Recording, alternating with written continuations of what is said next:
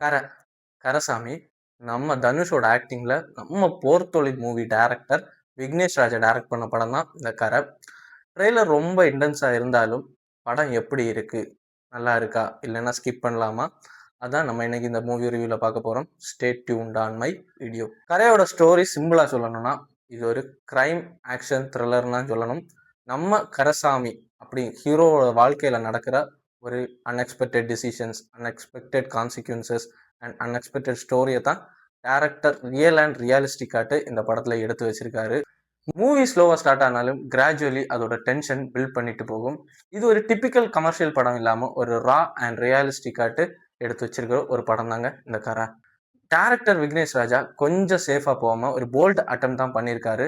படத்தோட screen play first ஹாஃப்ல கொஞ்சம் ஸ்லோவா போனாலும் செகண்ட் ஹாஃப்ல அதோட கிரிப்பை பிடிச்சு படத்தை சூப்பரா கொண்டு போயிருக்கும். சர்டன் சீன்ஸ்ல மாஸ் எலமெண்ட்ஸ் அழகா காட்டியிருப்பாரு, ஆடியன்ஸ் கைத்தட்டுற மாதிரி சூப்பரா பண்ணியிருப்பாரு. பட் கொஞ்சம் இடத்துல ஸ்லோவா ட்ராக் ஆகி போற மாதிரி ஃபீல் ஆகும்.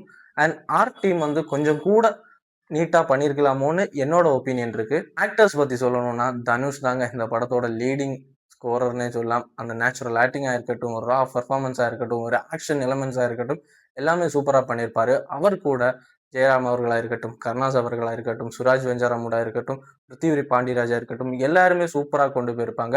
பட் இந்த கேஸ்டிங்ல ஒரு நெகட்டிவா எனக்கு ஃபீல் ஆனது மமிதா பைஜியோட கேரக்டர் தான்.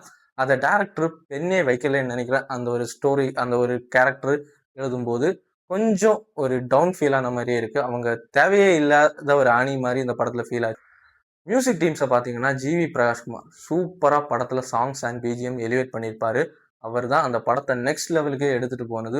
ஒவ்வொரு சர்டன் சீன்ஸில் எமோஷனல் பிஜிஎம் பிளேஸ் பண்ணுறதா இருக்கட்டும், மாஸ் சீன்ஸில் மாஸ் பிஜிஎம் பிளேஸ் பண்ணுறதா இருக்கட்டும், சாங்ஸ் பிளேஸ் பண்ணுறதா இருக்கட்டும், மெலடி போர்ஷனில் மெலடி பிளேஸ் பண்ணுறதா இருக்கட்டும், எல்லாத்துலேயுமே எல்லா டிபார்ட்மெண்ட்லேயுமே ஜிவி பிரகாஷ்குமார் சூப்பராக ஒர்க் பண்ணியிருப்பாங்க.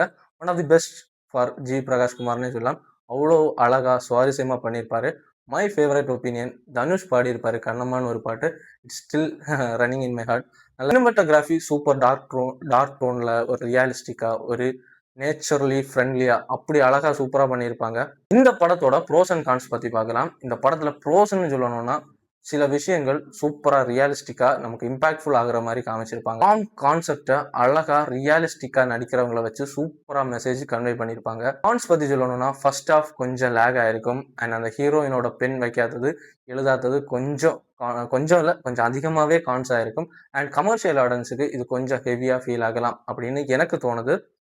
ஸோ ஓவராலா கரா மூவி ஒரு டிஃபரெண்ட் அட்டம்ப்ட்னே சொல்லலாம். ஒரு மாஸ் எலமெண்ட், ஒரு கமர்ஷியல் எலமெண்டாட்டு நீங்க எதிர்பார்த்து போனீங்கன்னா கண்டிப்பா டிசப்பாயின்மெண்ட் தான் ஆவீங்க.